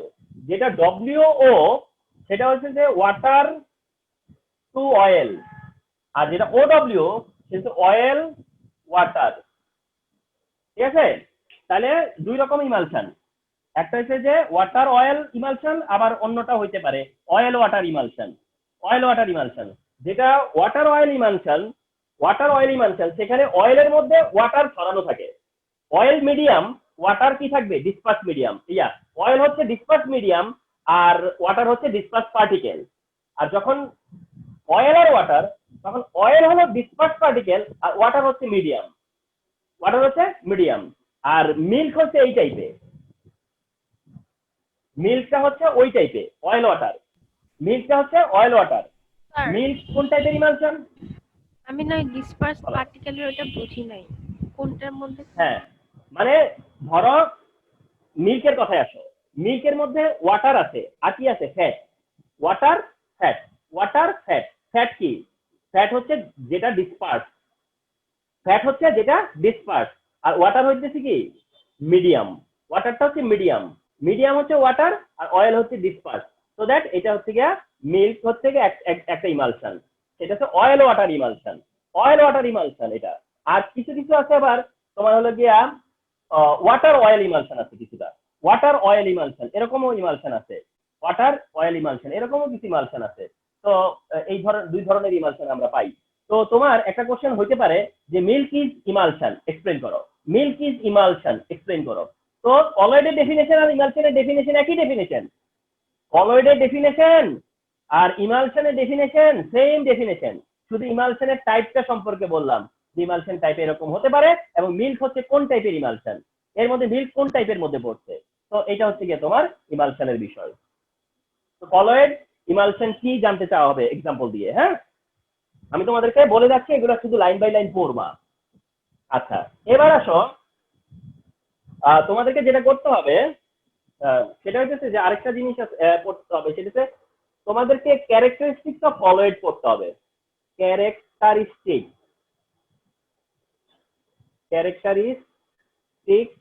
অফ কলয়েড, অর্থাৎ কলয়েডের না ক্যারেক্টারিস্টিক্স পড়তে হবে, কলয়েডের ক্যারেক্টারিস্টিক্সটা পড়বা। তার মধ্যে একটা ক্যারেক্টারিস্টিক সম্পর্কে আমি একটু বলবো, সেটা হচ্ছে যে এটা অপটিক্যাল মানে এটা অপটিক্যাল হচ্ছে তোমার অ্যাক্টিভ, অপটিক্যাল অ্যাক্টিভ মানে অর্থাৎ এটা কি করতে পারে, লাইট রিফ্লেক্ট করতে পারে। কলয়েডের একটা প্রপার্টি হচ্ছে যে কলয়েড কি বলে, যেহেতু হেভি পার্টিকেল, ভারী পার্টিকেল, বিগ পার্টিকেল, কিছুটা বিগ পার্টিকেল, এই কারণে অপটিক্যাল অ্যাক্টিভিটি আছে, এটার অপটিক্যাল অ্যাক্টিভিটি আছে। এই অপটিক্যাল অ্যাক্টিভিটিটার কারণে একটা ডেফিনেশন তোমরা দেখবা, সেটা হচ্ছে টিন্ডাল এফেক্ট। আমরা জিজ্ঞাসা করবো what is Tyndall effect, what is Tyndall effect, note করবা এইগুলা, হ্যাঁ হোয়াট ইজ টিন্ডাল এফেক্ট। তাহলে এই যে কলয়েড পার্টিকেল গুলা যে লাইট রিফ্লেক্ট করতে পারে, কলয়েড পার্টিকেল যে লাইট রিফ্লেক্ট করতে পারে, এটার নামই হচ্ছে টিন্ডাল এফেক্ট, এটাকেই আমরা বলি হচ্ছে টিন্ডাল এফেক্ট। তো ক্যারেক্টারিস্টিক্স অফ কলয়েড করবা, কিন্তু সেখানে ফোকাস থাকবে কোনটা, টিন্ডাল এফেক্ট, ফোকাস থাকবে হচ্ছে টিন্ডাল এফেক্ট, টিন্ডাল এফেক্ট মনে রেখো, হ্যাঁ। স্যার কলয়েড কি করতে পারে এটার জন্য সে টিন্ডাল এফেক্ট, মানে লাইট রিফ্লেক্ট করতে পারে, লাইট মানে তার মধ্যে যখন আলো পড়ে, হ্যাঁ আলোটাকে আবার ব্যাক করেছে, তো ওইটাই হলো গিয়া তোমার টিন্ডাল এফেক্ট। আচ্ছা এরপরে আরেকটা ওয়ার্ডের সাথে পরিচিত থাকবা, সেটা হলো ক্রিস্টালয়েড। একটা হচ্ছে কলয়েড, আরেকটা হলো crystalloid. Crystalloid, colloid, crystalloid. Crystalloid আসলে কিছু না, সেটা হলো প্রিসিপিটেট গুলা, যে প্রিসিপিটেট ফর্ম করে, যারা প্রিসিপিটেট হিসেবে থাকে তারা হলো ক্রিস্টালয়েড। কলয়েড কিন্তু প্রিসিপিটেট হিসেবে থাকে না, কলয়েড প্রিসিপিটেট হিসেবে থাকে না, কিন্তু যারা প্রিসিপিটেট হিসেবে থাকে তাদেরকে বলা হয় ক্রিস্টালয়েড। এরা হচ্ছে ক্রিস্টালয়েড, এই হচ্ছে colloid versus crystalloid, colloid versus crystalloid. তাহলে ক্রিস্টালয়েডটা দেখে যাবা। আচ্ছা যাওয়ার পরে তারপরে তোমরা ইয়েতে যাবা, মানে এরপরে যে টপিকটাতে যাবা সেটা হচ্ছে তোমার কোয়াগুলেশন। এরপরে যাবা হচ্ছে কোয়াগুলেশন, এটা একটা প্রসেস, কোয়াগুলেশন খুবই ভাইটাল একটা ডেফিনেশন বা খুব ভাইটাল একটা টপিক হচ্ছে গিয়া কোয়াগুলেশন। এরপরে তোমরা পাওয়া যাবা কোয়াগুলেশন। তো কোয়াগুলেশন কি সেটা জানতে চাওয়া হয়, কোয়াগুলেশন যদি বলে তাহলে তোমার হবে যে কোয়াগুলেশন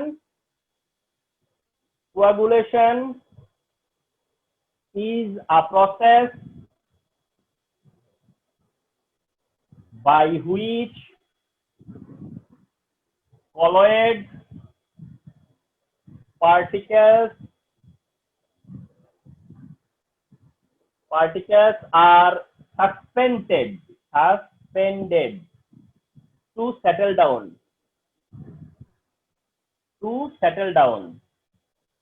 এই হচ্ছে কোয়াগুলেশনের ডেফিনেশন।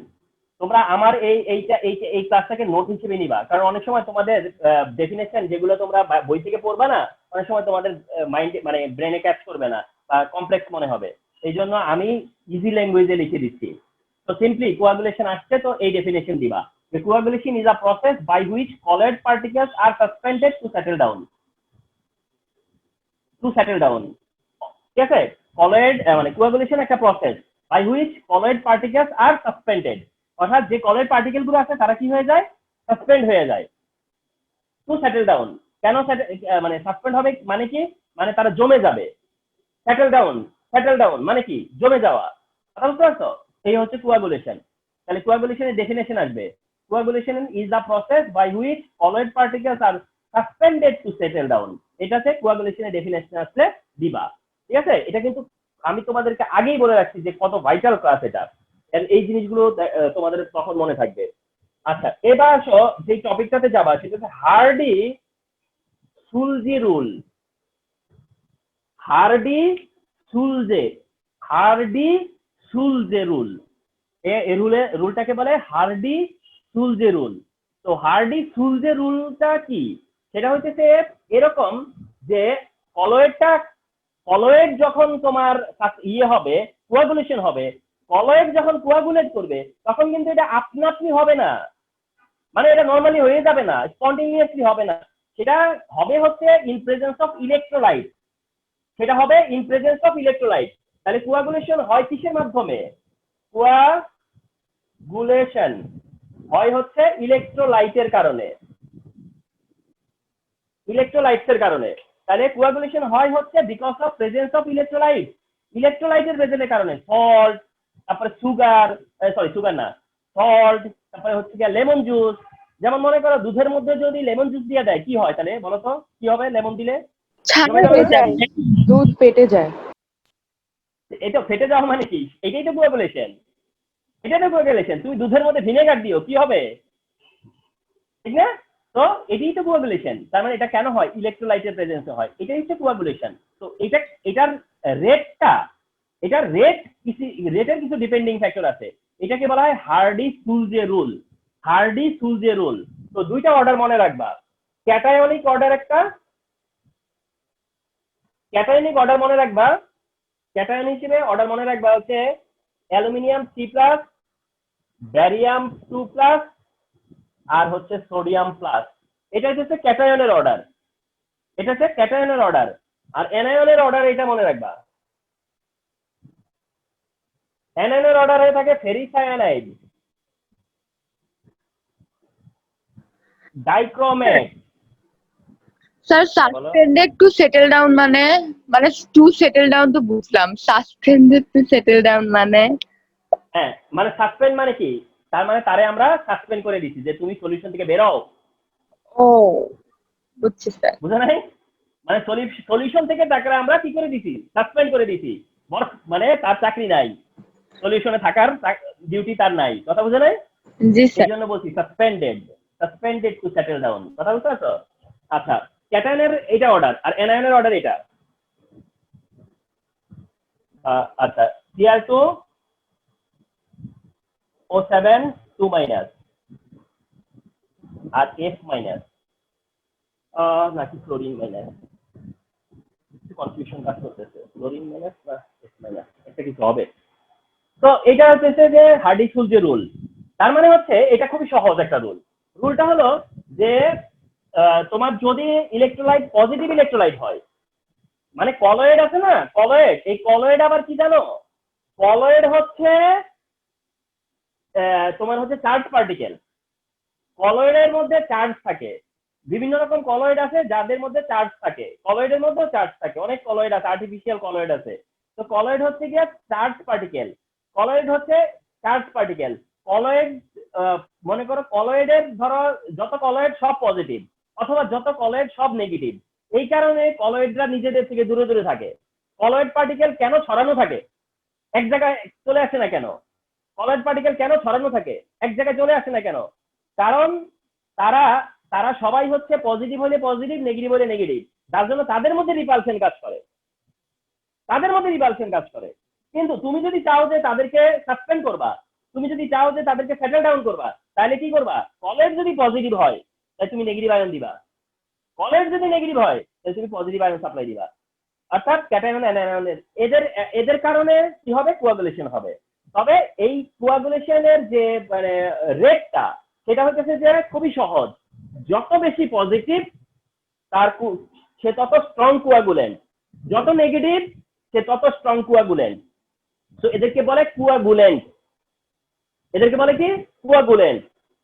তাহলে কোয়াগুলেন্টের মধ্যে কোনটা এখানে এমসিকিউ হবে, এই অর্ডারটা দিবে, এই অর্ডারটা দিবে। যদি দুইটা অর্ডার দেয় তাহলে দুইটাই কারেক্ট, এই দুইটা অর্ডার দিলে দুইটাই কারেক্ট। রিমেম্বার, তাহলে কি দাঁড়ালো, যে এটা হলো হার্ডি-সুলজের রুল, যে ইলেকট্রোলাইটসটা মানে হার্ডি-সুলজের রুল, কিন্তু আরো কিছু কথা আছে। হার্ডি-সুলজের রুলই বলছে যে অপোজিট ইলেকট্রোলাইট দিলে কোয়াগুলেশন হয়, অপোজিট ইলেকট্রোলাইট দিলে কোয়াগুলেশন হয়। এন্ড সেই কোয়াগুলেশনের মধ্যে কোয়াগুলেন্ট যারা, তাদের পারফরমেন্স ডিপেন্ড করে তাদের চার্জের উপরে। চার্জ যত বেশি তার পারফরমেন্স তত বেশি, অর্থাৎ সেটা তত স্ট্রং কোয়াগুলেন্ট, সেটা তত স্ট্রং কোয়াগুলেন্ট। এটাকে বলে হলো হার্ডি-সুলজে রুল, হার্ডি-সুলজে রুল। তো এই হচ্ছে কোয়াগুলেশন, আর তার সাথে হচ্ছে হার্ডি-সুলজে রুল।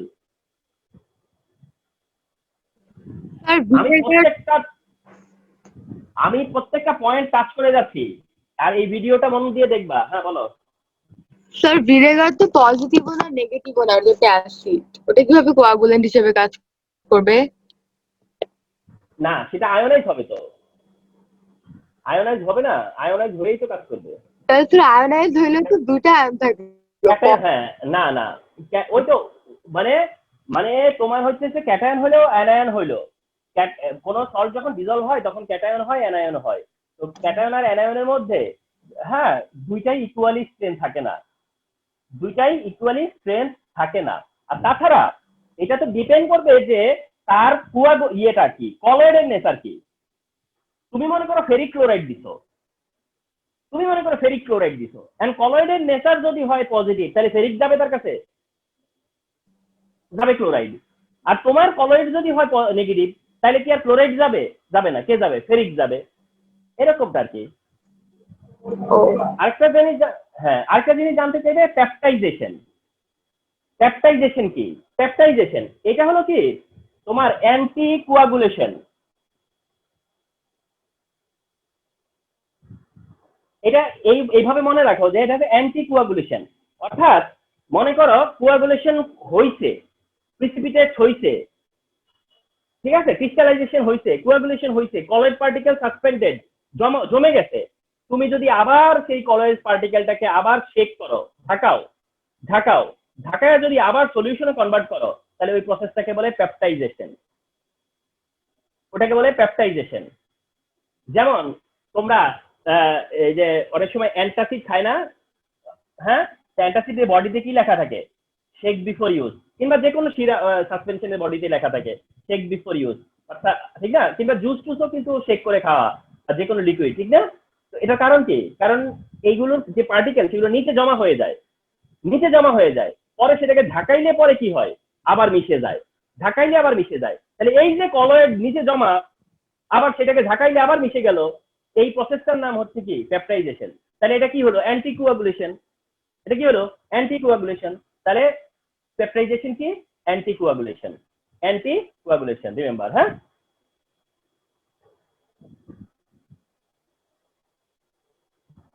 আচ্ছা, এবার তোমরা পেপটাইজেশনটা পার হয়ে গেল, তো তারপরে একটা জায়গা ফলো করবা, সেটা হচ্ছে মিল্কের কম্পোজিশন। এরপরে যাবা হচ্ছে মিল্ক কত পার্সেন্ট ওয়াটার, কত পার্সেন্ট ফ্যাট, কত পার্সেন্ট এটা সেটা, মিল্কের কম্পোজিশন জানবা, এটা খুব ইম্পর্টেন্ট। হ্যাঁ, আচ্ছা, এবং আরেকটা জিনিস জানবা, সেটা হচ্ছে যে ক্যালোরি ভ্যালু। হ্যাঁ, তো এই জায়গাতে স্টুডেন্টদেরকে এখন পর্যন্ত একটা জায়গায় একটু কনফিউজ থাকতে হয়, যে একটা এমসিকিউ আছে যে কোন মিল্কের ক্যালোরি সবচেয়ে বেশি, কোন মিল্কের। তো এটা নিয়ে তোমার এখন পর্যন্ত একটু ঝামেলা থাকে। সেটা হচ্ছে যে কোন রাইটার লিখছে শিপ, কোন রাইটার বাফেলো, কথা বুঝছো? তো এটা মানে তোমার এটা নিয়ে একটা ঝামেলা হয়ে যায় যে শিপ না বাফেলো, ক্যালোরি বেশি, সবচেয়ে বেশি ক্যালোরি। তো এটা একটু বই থেকে কনফার্ম হয়ে নিও। তো আই নো এটা বাফেলোই অ্যান্সার দেয়। হ্যাঁ, বাফেলোর অ্যান্সারটাই আসে বেশি। তো দ্যাট বাফেলোর অ্যান্সার, কিন্তু আমার মনে পড়তেছে না, কিছুদিন আগে একটা স্টুডেন্ট বলছিল যে স্যার দুইটাই রাইট, মানে আমি নিজে বইটা দেখা হয় নাই আমার, আর আমি বই দেখলে হয়তো বুঝতে পারতাম। এরকম একটা ক্লাস করতেছিলাম, তো একটা স্টুডেন্ট দাবি করছে না স্যার কখনো শিপ রাইট, কখনো আবার বাফেলো রাইট। সে বই ফলো করতে হয়তো বলছে যে একটাতে ক্যালোরি বেশি আর একটা ফ্যাট বেশি, এরকম কি যেন একটা বলছে। তো ওইটা একটু দেখে নিও। তো আমি জানি যে ক্যালোরি হইলে নাকি বাফেলোরই অ্যান্সার, ক্যালোরি হলে বাফেলোই অ্যান্সার হয়, তো তোমরা বাফেলোই দিও। আচ্ছা, শিপের ব্যাপারটা তারপর একটু দেখে নিও কত ক্যালোরি, তাহলে এটা এমসিকিউর জন্য খুব কমন। আচ্ছা, এই জায়গাটা পার হওয়ার পরে তারপরে তোমরা চলে যাও কোথায় জানো, মিল্ক টু বাটার, এন্ড পরবর্তীতে বাটার টু ঘি, ঠিক আছে? তাহলে মিল্ক থেকে বাটার এবং পরবর্তীতে বাটার থেকে ঘি। তো মিল্ককে বাটারের জায়গায়, মিল্ক থেকে বাটারের যে প্রসেসটা, এখানে একটা পার্ট আছে যেটাকে বলে চার্নিং, একটা অংশ আছে যেটাকে বলা হয় চার্নিং। চার্নিং চার্নিং তো চার্নিংটা কি? চার্নিংটা আসলে কি জানো, সেটা হচ্ছে ধরো এই জায়গায় মিল্কটাকে কি করা হচ্ছে, বয়েল করা হচ্ছে, মিল্ক বয়েল হচ্ছে। তো এই জায়গাতে একটা পাখার মতো থাকে, হ্যাঁ, যেটা মোটর দিয়ে ঘুরাইতে থাকে, এটা ঘুরতে থাকে, ঠিক আছে? এই পাখাটা ঘুরতে থাকে। তো ঘুরলে কি হয়, অনেকটা এই যে মিল্কটা, ঠিক আছে, এটা মানে একটা ঘোটা পায়, ঠিক আছে, মানে অনেক সজোরে এটা চেক করা হয়, চেকিং হইতে থাকে। তো এটা হইলে কি হয়, ওই ফ্যাট ভেঙে যায়, প্রোটিন লেয়ার বা গ্লোবিউলার প্রোটিন বলে এটাকে, তো বা ল্যাকটিক অ্যাসিড বা ল্যাকটোজেন থাকে। তো এই জায়গাগুলো, এই ফ্যাট গুলো ভেঙে যায়, ফ্যাট। তো ফ্যাট ভাঙার জন্য এই কাজটা করা হয়। তো এটাকে বলে চার্নিং। চার্নিং এর পরের পার্টটাকে বলা হয় ডি ওয়াটারিং। তারপরে যেটা করে সেটাকে বলা হয় ডি ওয়াটারিং। অর্থাৎ যখন চার্নিং হয়ে গেল, চার্নিং হইলে ফ্যাট যখন ভেঙে গেল, তারপরে কি করা হয়, এটাকে ওই বাই দিস টাইম বয়েলে কিন্তু অনেক পানি চলে গেছে, বয়েলের কারণে কিন্তু অনেকটা পানি চলে গেছে। তারপরে কি করা হয়, এটাকে ডি ওয়াটারিং করা হয়। তোমরা যদি মিষ্টির দোকানে যাও, মানে মিষ্টি না, দোকান না, মানে ফ্যাক্টরিতে যাও, তাহলে দেখতে পেতা। তারপরে তারা যেটা করে কি, এটাকে তোমার কি করা হয়, ডি ওয়াটারিং করে, মানে পানিটাকে একদম কি করে বের করে দেয়। এটা যারা ম্যানুয়ালি করে মিষ্টির দোকানে, তারা আমরা দেখি যে এটা একটা সাদা কাপড় দিয়ে করে, সাদা কাপড়ের ভিতরে এই মিল্ক নিয়ে একদম খুব একদম চিপায়া মানে করে সব পানি বের করে, এটাকে ডি ওয়াটারিং বলে। সেইভাবে ফ্যাট উদ্ধার করা হয়। তো ওইটাই হচ্ছে মিল্ক থেকে বাটারে নেওয়া। তারপরে বাটার থেকে আবার ঘিতে কিভাবে যায়, তো বাটার থেকে যখন ঘি করা হয়, তার জন্য আবার ওই বাটারটাকে করে হিট দেয়, মানে বাটারটাকে আবার হিট দেয়, খুব হিট দেয়। হিট দিলে ওই বাটারের মধ্যে যতটুকু পানি আবার অবশিষ্ট থাকে, সেইটাও আবার চলে যায়। তো সেটা যাই আবার কি হয় জানো, ওই বাটার থেকে একটা অয়েল বেরোয় আসে, একটা তেল বেরোয় আসে, অয়েলটা আবার কি করে, ওই বাটারটাকে ঘিরে রাখে, কভার করে রাখে। তখনই এটাকে আমরা বলি ঘি। এবং ঘি পরে অনেক দিন পর্যন্ত রাখা যায়, বাটার তো বেশি দিন রাখা যায় না, ঘি হলে অনেক দিন রাখা যায়। তো এই হচ্ছে গিয়া তোমার প্রসেসটা, এন্ড এই প্রসেসটাও দেখে যাবা। এইটা যখন দেখা হয়ে যাবে, তারপরে যাবা হচ্ছে যে জায়গাটায়, সেটা হচ্ছে ইনগ্রিডিয়েন্টস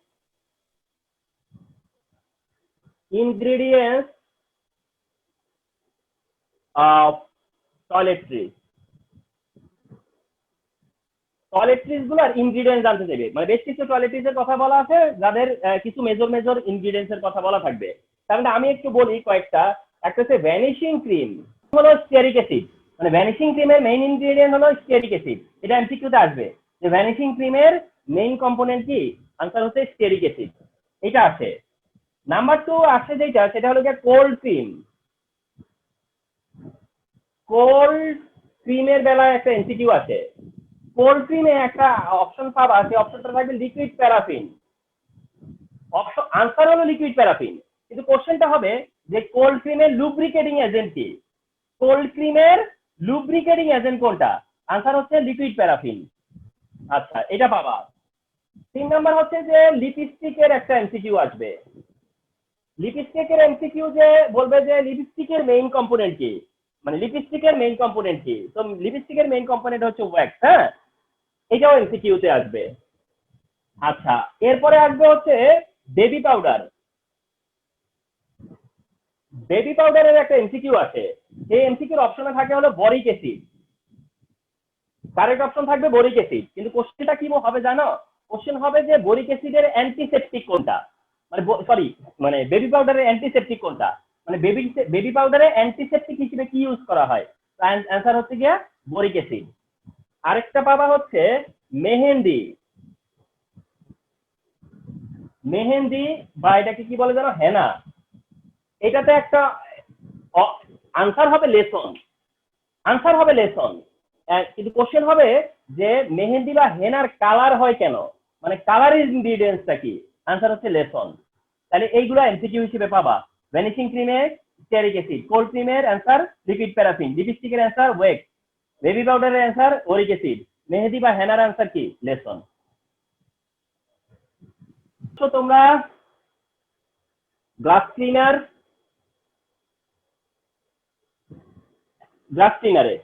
ঠিক আছে। তো এরপরে যাচ্ছ তোমরা হচ্ছে গ্লাস ক্লিনারে মেইনলি হয় অ্যামোনিয়া সলিউশন। গ্লাস ক্লিনারে ইউজ করা হয় অ্যামোনিয়া সলিউশন। আরেকটা জিনিস ইউজ হয় সেটা হলো আইসোপ্রোপাইল অ্যালকোহল। তাহলে গ্লাস ক্লিনারে দুইটা মেইন কম্পোনেন্ট, একটা হচ্ছে অ্যামোনিয়া সলিউশন আর একটা হচ্ছে আইসোপ্রোপাইল অ্যালকোহল। অ্যামোনিয়া সলিউশন আর হচ্ছে আইসোপ্রোপাইল অ্যালকোহল। আচ্ছা, তবে মেইনলি বলা হয় যে অ্যামোনিয়া সলিউশন আর কি, মেইন হচ্ছে গিয়া অ্যামোনিয়া সলিউশন। যদি বলে যে গ্লাস ক্লিনারে কোনটা ইউজ হয়, আনসার হয়তো অ্যামোনিয়া সলিউশন হবে। হ্যাঁ, আচ্ছা কিভাবে কাজ করে দেখো। অ্যামোনিয়া সলিউশনে অ্যামোনিয়া আর ওয়াটার মিলে অ্যামোনিয়াম হাইড্রোক্সাইড তৈরি করে। অ্যামোনিয়াম হাইড্রোক্সাইড, যখন অ্যামোনিয়াম হাইড্রোক্সাইড হয় আর ডার্ক হচ্ছে CH2 CH CH2 ডাবল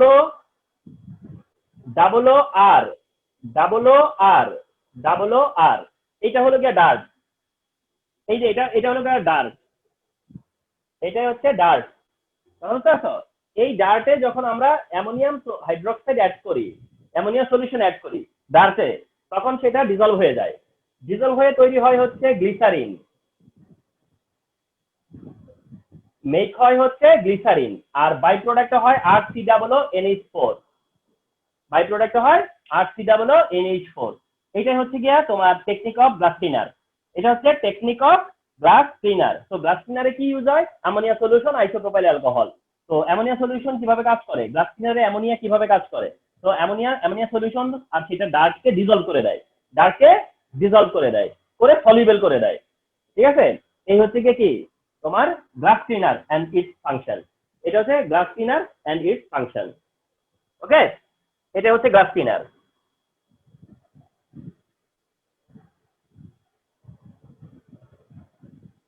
এই চ্যাপ্টার 5টা আমি তোমাদের সাথে আর আল্লাহ করে আমরা যদি সুস্থ থাকি আর 15 মিনিট টিকে থাকতেই হবে, কথা বুঝছো? আর তাইলে এটা একটা রেকর্ড হবে এবং এইটা আমি পরবর্তীতে আমাদের সেকেন্ড ইয়ার যারা পরীক্ষা দিবে তাদেরকে এটা দেওয়া হবে এবং তারা আমি হোপ করি যে খুশি হয়ে যাবে, কারণ এইটা নিয়ে তারা রিভিশন দিতে মানে নিজের থেকে রিভিশন দিতে পারে না, মন চায় না এরকম থাকে। তো দেখো এরপরে হচ্ছে টয়লেট ক্লিনার। মানে এটার অ্যাচিভমেন্ট হলো যে এটা একটা ক্লাসের মধ্য দিয়ে পুরোটা আনা হয়েছে, পুরো জিনিসটা। অন্তত তোমরা বুঝছো বা না বুঝছো, কতটুকু বুঝছো সেটা সময়ের ব্যাপার, বাট পুরো জিনিসটা দেখার একটা সুযোগ আছে এটার মধ্যে। টয়লেট ক্লিনারের মেইন কম্পোনেন্ট হচ্ছে সোডিয়াম হাইড্রোক্সাইড। টয়লেট ক্লিনারের মেইন কম্পোনেন্ট হচ্ছে কস্টিক সোডা বা সোডিয়াম হাইড্রোক্সাইড। মেইন কম্পোনেন্ট হচ্ছে কস্টিক সোডা বা সোডিয়াম হাইড্রোক্সাইড। এন্ড এটা কিভাবে ফাংশন করে? একই ফাংশন। এই হচ্ছে এবার ডার্টের, এই হচ্ছে ডার্ট, মানে এটা হচ্ছে ডার্টের জেনারেল ফর্মুলা। ডার্ট, এই ডার্টের মধ্যে একইভাবে যখন সোডিয়াম হাইড্রোক্সাইড দেওয়া হয় তখন একই ঘটনা। আর এটা তোমাদেরকে একটা হিন্ট দেয়, এটা তোমরা জানো, কিছুটা জানো। কিভাবে জানো? তোমাদের মনে থাকার কথা স্যাপোনিফিকেশন। এটা ঠিক like saponification.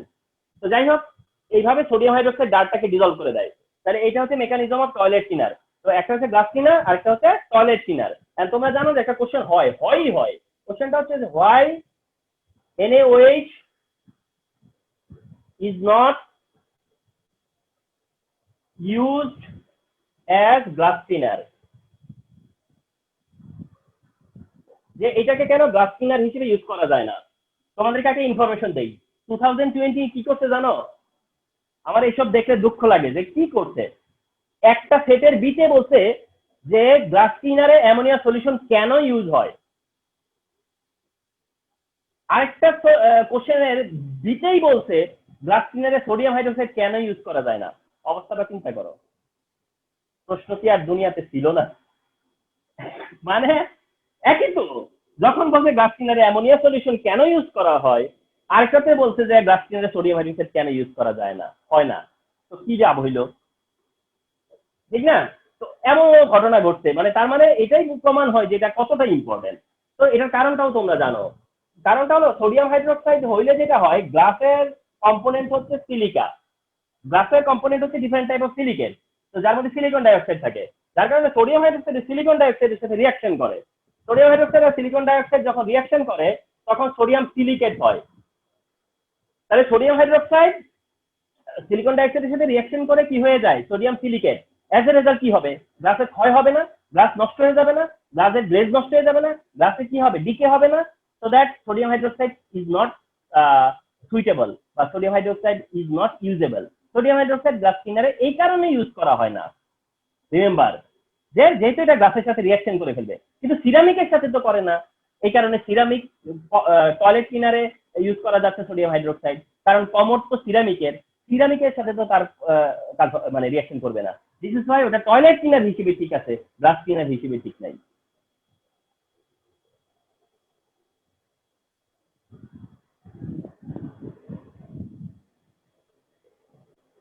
The last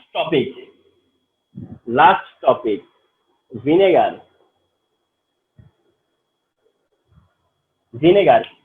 Trust me, আমি আজকে ক্লাসটা তো শেষ করলাম না, এরপরে তুমি বইটা শুধু এই চ্যাপ্টারটা ফার্স্ট ক্লাস পড়া দেখো। তোমার যদি আর একটু বেটার ফিল না হয় তাহলে আমাকে বলো, একটু হলেও বেটার ফিল হবে এখন, যে তুমি পেজগুলো উল্টাইলেই মনে হবে যে হ্যাঁ ঠিক এইভাবেই তো ধারাবাহিকভাবে স্যার বলে গেছে।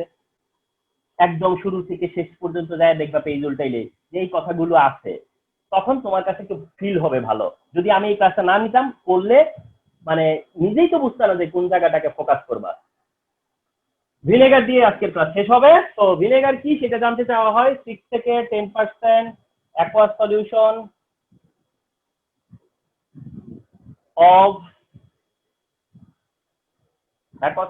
of ইথানোয়িক অ্যাসিড, যেটাকে আমরা ভিনেগার হিসেবে জানি। 6 থেকে 10% aqueous solution of ethanoic acid হচ্ছে ভিনেগার। আচ্ছা, এবার ভিনেগারের প্রিপারেশন। তো ভিনেগারের প্রিপারেশন হবে হলো মল্ট ভিনেগার প্রসেসে। আমরা তৈরি করবো হচ্ছে মল্ট ভিনেগার, ঠিক আছে? মল্ট ভিনেগার তোমরা জানো যে দুই ধরনের ভিনেগার হয়, একটা হলো হোয়াইট ভিনেগার, একটা হচ্ছে মল্ট ভিনেগার। আমরা করবো হচ্ছে মল্ট ভিনেগার। মল্ট ভিনেগার করা হয় সুগার কেন থেকে। সুগার কেন,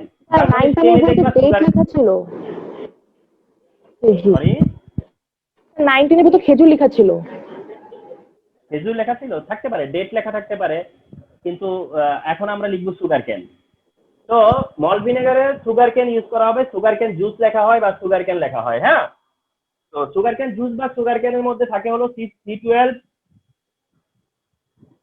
C12H22O11, যেটা হাইড্রোলাইসিস করলে ইনভার্টেজ এনজাইমটা হচ্ছে ইনভার্টেজ এনজাইমের প্রেজেন্সে সুক্রোজটা হাইড্রোলাইসিস হয়। হাইড্রোলাইসিস হয় হচ্ছে গ্লুকোজ প্লাস ফ্রুক্টোজ। তাহলে কি হয়, গ্লুকোজ আর ফ্রুক্টোজ, যদিও একই রকম মলিকুলার ফর্মুলা, C6H12O6 আবার C6H12O6, একটা গ্লুকোজ আর একটা ফ্রুক্টোজ, একটা হলো ফ্রুক্টোজ। তাহলে একটা গ্লুকোজ একটা ফ্রুক্টোজ। তাহলে প্রথমে আমরা সুক্রোজকে হাইড্রোলাইসিস করলে পাবো গ্লুকোজ আর ফ্রুক্টোজ, এনজাইম হচ্ছে কে, ইনভার্টেজ। তারপরে স্টেপে কি হবে, আর এই স্টেপটাকে বলে কি জানো, এই স্টেপটাকে বলে হাইড্রোলাইসিস। এই স্টেপটা হলো হাইড্রোলাইসিস। পরের স্টেপটাকে বলা হয় ফার্মেন্টেশন। এই স্টেপে C6H12 আর O6 এই গ্লুকোজ, ওটার ফার্মেন্টেশন হয় বা ফার্মেন্টেড হয়। তো ওটা যখন ফার্মেন্টেড হয় সেটা হয় জাইমেজ এনজাইমের প্রেজেন্সে। ওটা হয় হলো জাইমেজ এনজাইমের প্রেজেন্সে সেটা ethanol and carbon dioxide তৈরি করে। ইথানল আর কার্বন ডাই অক্সাইড হয়। তাহলে প্রথমে হাইড্রোলাইসিস, পরে ফার্মেন্টেশন, আর লাস্ট হলো অক্সিডেশন। অক্সিডেশনে ওই ইথানল অক্সিডাইজ হয়। ওই যে ইথানল সেটা 10% থাকে আর কি, ওটা কি হয়, অক্সিডাইজ হয়। তো ওটা অক্সিডাইজ হয় হলো তোমার হলো অক্সিজেনের প্রেজেন্সে, তবে একটা ব্যাকটেরিয়া থাকে ওটার নাম বলে অ্যাসিটোব্যাক্টর। অ্যাসিটোব্যাক্টর ওটা বলবো কি জানো, কি লেখা থাকবে জানো এর উপরে? অ্যাসিটোব্যাক্টর। কিন্তু ওটার নাম হলো এমনিতে, এটার নাম হলো মাইক্রোডার্মাটা অ্যাসিটি। এমনিতে ওটার নাম হলো মাইক্রোডার্মাটা অ্যাসিটি। মাইক্রোডার্মাটা অ্যাসিটি যেটাকে অ্যাসিটোব্যাক্টর বলে, যেটা ইথানলকে অক্সিডাইজ করে ইথানোয়িক অ্যাসিডে কনভার্ট করে দেয়। ইথানোয়িক অ্যাসিডে কনভার্ট করে দেয়। এটাই হচ্ছে ভিনেগারের প্রিপারেশন। তো যদি ভিনেগারের প্রিপারেশন আসে, এবং আসেই ইউনো, স্টেমগুলো দেখো বোর্ডের সব স্টেমে শুধু এইগুলোই করতে বলে, সারাক্ষণ একই কথা, ভিনেগার করো, এই রিঅ্যাকশন গুলো করতে হয়। অনেক সময় হয় কি, এই রিঅ্যাকশনের তোমার এবিসিডি দিয়ে বসায় রাখে, তোমার কাজ হলো ওই এবিসিডি বসায় দেওয়া। তো এই হচ্ছে কি ভিনেগারের প্রিপারেশন।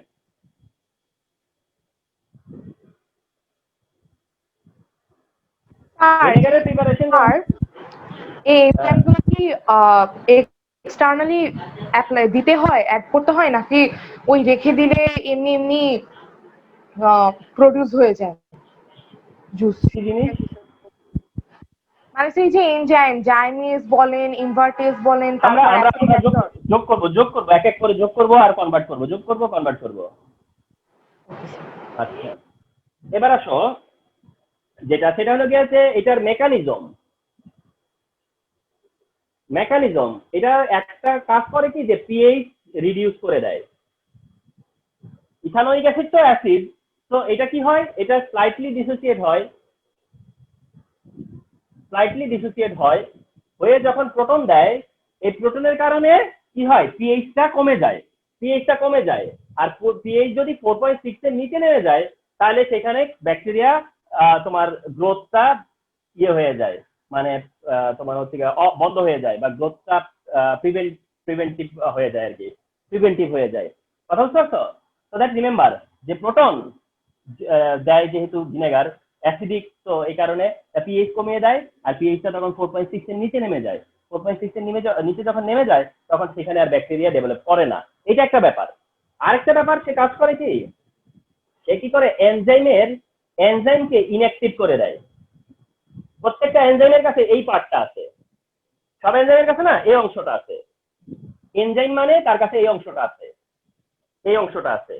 তো প্রোটন এই অংশটা তখন কি করে, এই যে নাইট্রোজেনের লোন পেয়ার ইলেকট্রন দিয়ে প্রোটন অ্যাকসেপ্ট করে, নাইট্রোজেনের দিয়ে সেই প্রোটনটা অ্যাকসেপ্ট করে NH+ হয়ে যায়, তখন এটা ইনঅ্যাক্টিভ হয়ে যায়। তার মানে এনজাইম কি করে, বা ব্যাকটেরিয়া থেকে যে এনজাইম বের হয়, ওটা কি করে, যে প্রোটন নিয়ে ফেলে, আর যখন সে প্রোটন খেয়ে ফেলে, তখন সে মনে করো ইন্তেকাল, তো ইনঅ্যাক্টিভ হয়ে যায়। এইভাবেও কাজ করে। তো দুইটা ওয়েতে কাজ করে, একটা হচ্ছে পিএইচটা সে কি করে, কমিয়ে দেয়, যার কারণে ওখানে ব্যাকটেরিয়ার গ্রোথটা বন্ধ হয়ে যায়। আবার যেই ব্যাকটেরিয়া আছে তারাও মারা যায়। কিভাবে মারা যায়? কারণ তারা ওই যে প্রোটন রিসিভ করে ফেলে, প্রোটন রিসিভ করার কারণে ওরা বাঁচতে পারে না। তো এইভাবে মেইনলি হচ্ছে ভিনেগার কাজ করে। স্যার 2 নাম্বারটা একটু আবার বলবেন। এটাকে বলা হয় অ্যাক্টিভ এনজাইম অ্যাক্টিভ পার্ট। এটাতে এনজাইমের অ্যাক্টিভ পার্ট। এটা কি হয়ে গেছে, ইনঅ্যাক্টিভ হয়ে গেছে। কেন হচ্ছে? কারণ সে প্রোটন এক্সেপ্ট করছে। প্রোটন আসলো থেকে এই অ্যাসিড থেকে, ঠিক আছে? তো এইভাবে কাজ করে। আর লাস্ট অফ অল জানতে হবে ভিনেগারের ইউজ, মানে ইউজ অফ ভিনেগার, মানে অ্যাপ্লিকেশন অফ ভিনেগার। তো এটা তো মেইনলি হলো প্রিজারভেটিভ, পিকলিং এ ইউজ হয়, খাবারের টেস্টের জন্য ইউজ হয়, প্রিজারভেশনের জন্য ইউজ হয়, আবার টেস্টের জন্য কিন্তু ইউজ হয়, টেস্টিফাই এর জন্য। তো দ্যাট এরকম কিছু ডেসক্রিপশন লিখে দিয়ে আসবা, তাহলে এটার ইউজটাও চলে আসবে। এই হচ্ছে ভিনেগার ওরিয়েন্টেড, এটাই হচ্ছে ভিনেগার ওরিয়েন্টেড। ওকে, তো এটা দিয়েই দেখবা যে ক্লাসে বলা আছে যে the end of first paper.